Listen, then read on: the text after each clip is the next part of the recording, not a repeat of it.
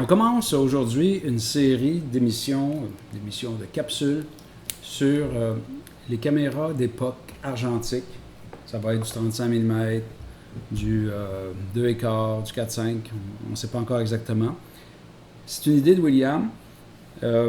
William, qui a pas ou peu travaillé avec ces caméras-là, va les essayer pendant une semaine environ, va faire des photos et après, on regarde les résultats, on discute de l'expérience, je fais un petit peu de contexte historique pour remettre la caméra en perspective et ça va ressembler à ça. C'est ça que tu voulais faire, William? C'est à peu près ça, oui. Bon. Alors, la première caméra que je lui ai suggérée, c'est un Nikon F 1974 parce que c'est une caméra qui existait très très longtemps chez Nikon. On a calculé de 1959 à 1974.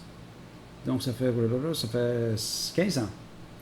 Et c'est la première caméra réflexe chez Nikon après leur famille de caméras à télémètre couplé, la famille des S2, des SP. Donc c'est quand même 15 ans pour une caméra, c'est très très bien. Hein?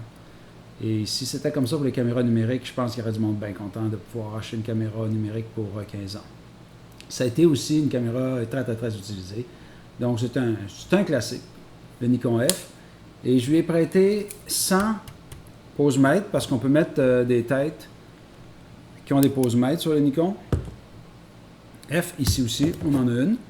Encore, ça c'est la tête avec le pose-mètre intégré qui mesure au travers de l'objectif. Et ça c'est la tête avec le pose-mètre qui mesure au-dessus de l'objectif, comme si on tenait un pose-mètre réfléchi à main. Donc, pas de pose-mètre et tu avais un Sekonic incident à main levée. Je me souviens bien, c'est quoi la pellicule que tu as pris? Du Delta 500. Delta 400. Ça. Donc, un noir et blanc, 400 ISO, développé chez Borealis. Standard. Développement standard. Ils t'ont fait des numérisations automatiques, si j'ai bien compris. Ils te remettent un DVD, un CD? C'est sur un DVD, c'est des TIFF haute résolution. Bon. Puis on a le négatif, qui est Dans le bureau. Qui est dans le bureau. Donc, premièrement, comment ça s'est passé ta semaine avec? Je ne sais pas quelles étaient tes attentes, et puis s'il y a des choses que tu as aimées, des choses que tu n'as pas aimées. Premier commentaire. Premier commentaire, en fait, c'est... la caméra est très... je dirais très robuste. Ça, déjà, quand tu te promènes avec sur la rue, ça te met en confiance que tu n'as pas peur de te placer dans des endroits, de l'accrocher. Tu l'as pas frappé? Je l'ai pas frappé, non. OK. Puis, deuxièmement, quelque chose qui m'a frappé, en fait, qui a sur aucune caméra numérique que j'ai déjà utilisé, c'est qu'on peut, comme tu disais, changer le prisme qu'il y a sur le dessus de la caméra. Ça permet de l'utiliser sans prisme, en fait, si tu veux l'utiliser sans prisme, en regardant directement sur le dépoli qui est à l'intérieur. Je sais pas si on peut l'ouvrir. Ôter le prisme? Ouais. Ah oui? Je sais pas si c'est une petite clé. Attends, je vais le voir. Ah non. Voilà, donc on enlève le prisme. On peut regarder directement sur le dépoli. Ça te permet évidemment d'être plus discret quand tu fais de la photographie sur la rue, tu essaies de photographier les gens. Fais-nous donc la petite danse. Comme ça, tu essaies de faire le focus. Donc évidemment, ça propose une autre position, des angles de vue nouveaux. L'as-tu fait?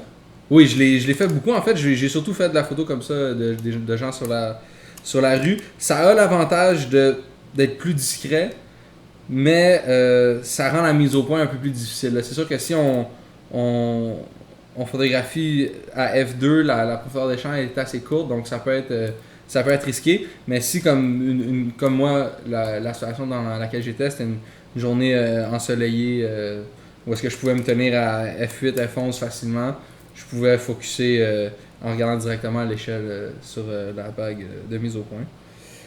Serais-tu prête à, par exemple, parce qu'il existe un viseur qui est uniquement poitrine, alors tu travailles toujours comme ça sur le Nikon F ou comme ça à bout de bras, puis tu ne l'as jamais cette façon-là de photographier. Mais en fait, moi, quand j'avais la caméra, j'avais pas ce viseur-là. En fait, c'est pas un viseur, c'est juste c'est pas un viseur. C'est un pare-soleil. Oui, mais avec une loupe intégrée. Si on voit ici, on peut... C'est au milieu.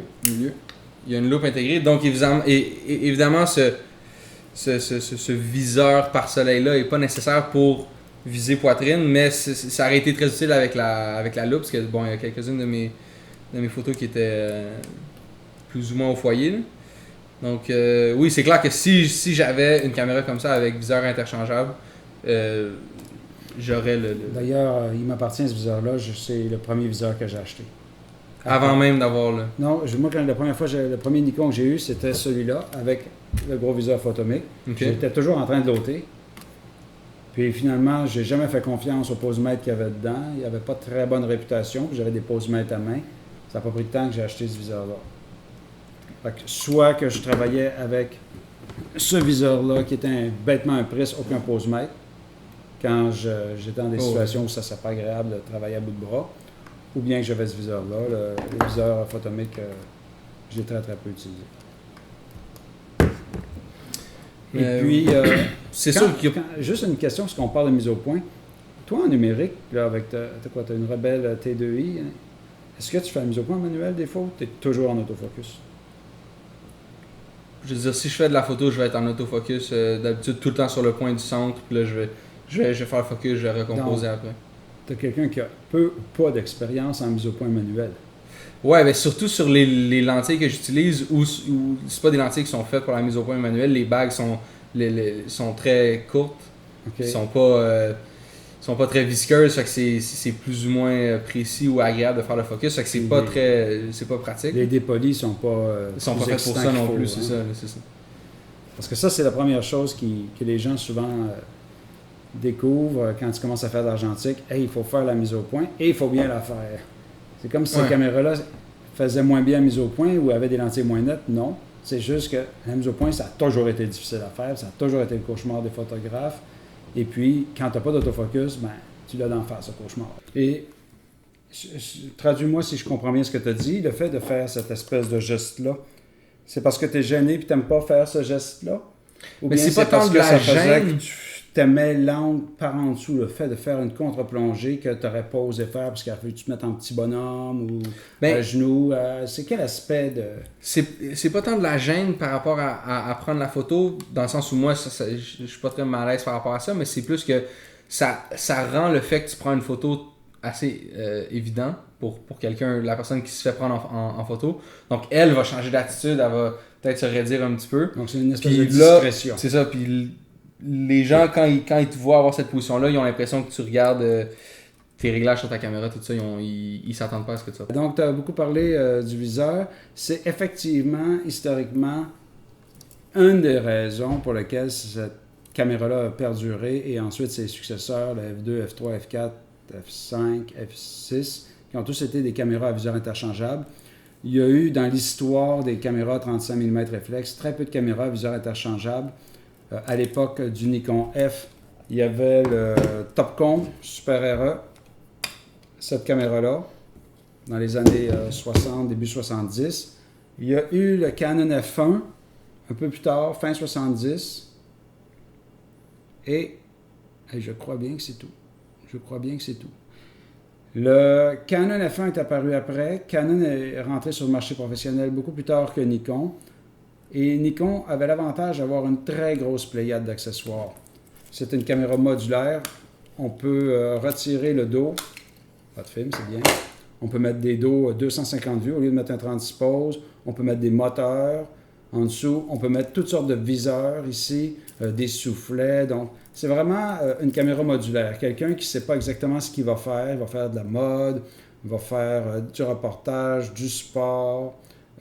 L'appareil permettait d'entrer dans tous ces domaines-là en achetant des accessoires.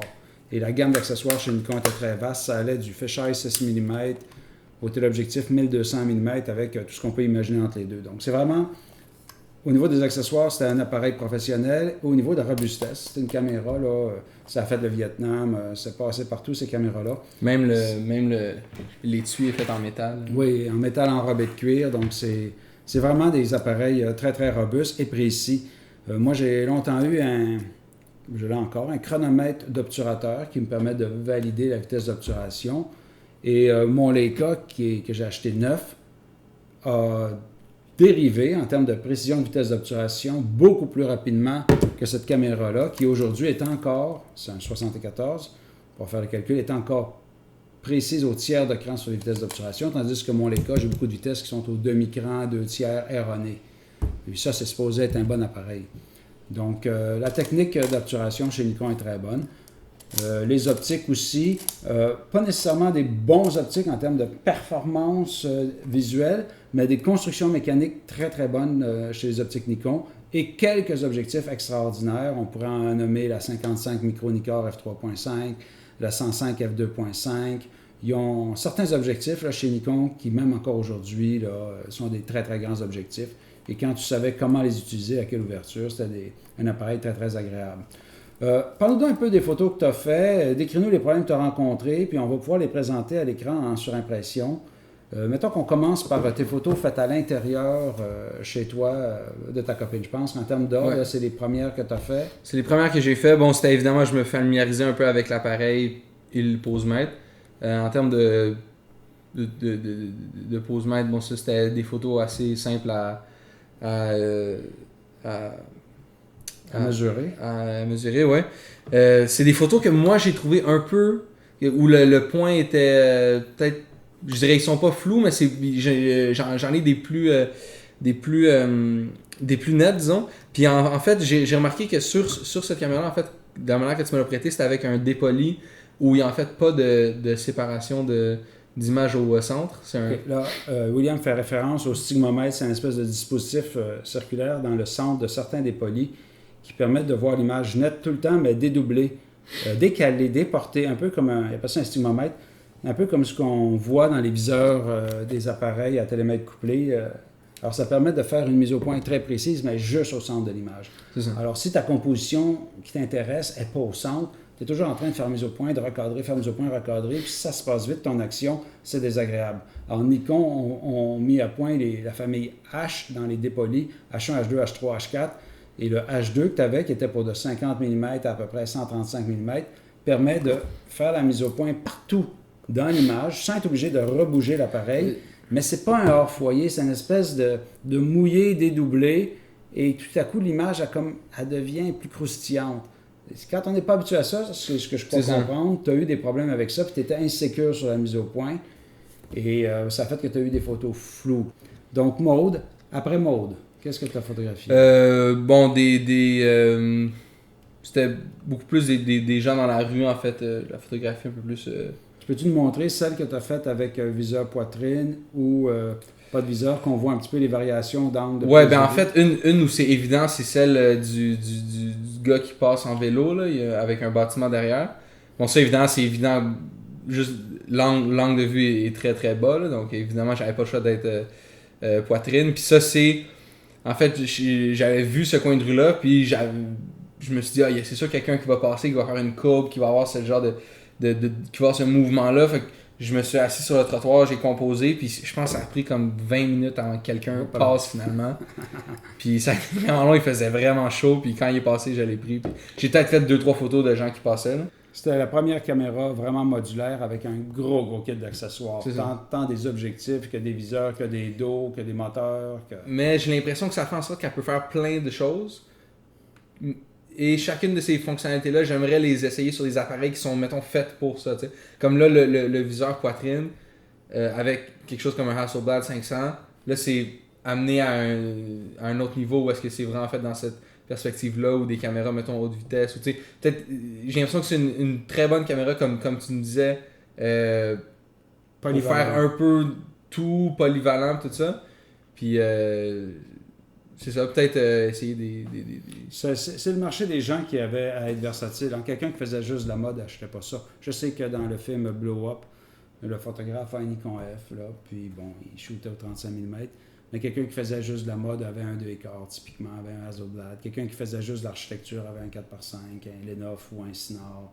Quelqu'un qui faisait juste de la photo espion avait un petit Minox. Il y a quand même des appareils qui se sont spécialisés. Cet appareil-là avait un peu la réputation d'être mécaniquement robuste et d'être polyvalent, dépendamment des champs d'application. Tu peux faire de la photographie microscopique, là, il y avait des attachements microscopiques.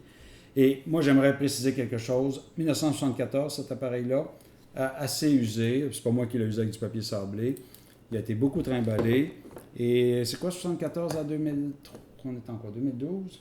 Ça fait combien d'années? 38 ans. 38 ans, jamais réparé, jamais entretenu, pas une goutte d'huile dedans, pas une fois chez le réparateur. J'ai hâte de voir si ma 7D avec laquelle on est en train de filmer ça, dans combien d'années on vient de dire là? 38.